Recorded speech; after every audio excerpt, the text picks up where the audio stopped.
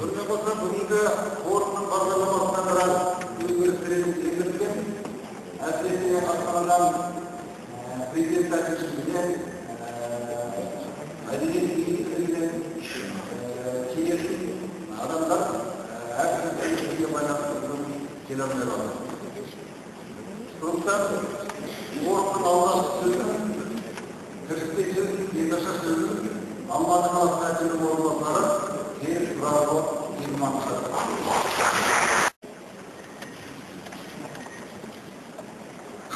Құрметті форумға қатысушы қауым, қадірлі әлемдер.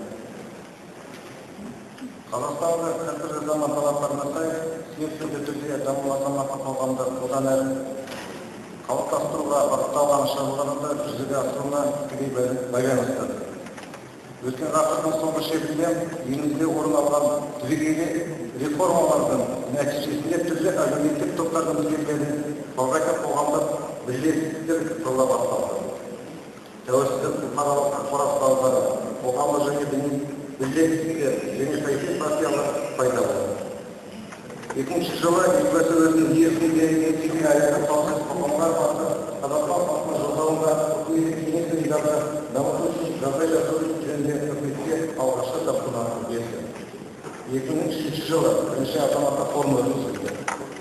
Ол үкіметтік кеңес ұйымдары мен мемлекеттік органдардың арасындағы өзара іс-қимылдар жүйелі тетіктерін қалыптастырған бастауға айналды.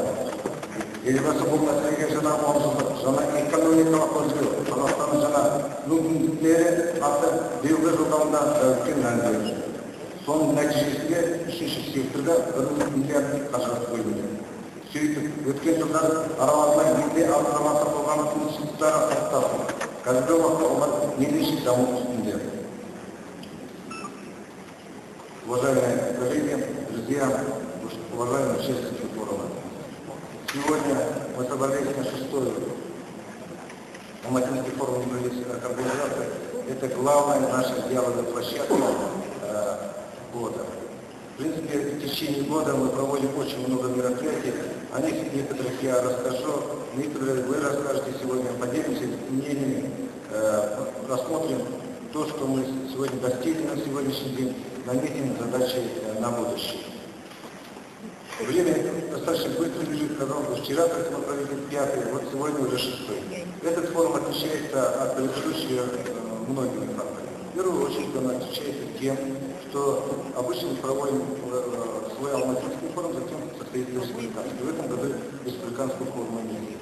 Но будет другое очень важное мероприятие, это саммит ОБСЕ, который намечен на 1-2 декабря. И мы планируем, что от нашего города ряд неправительственных организаций примут участие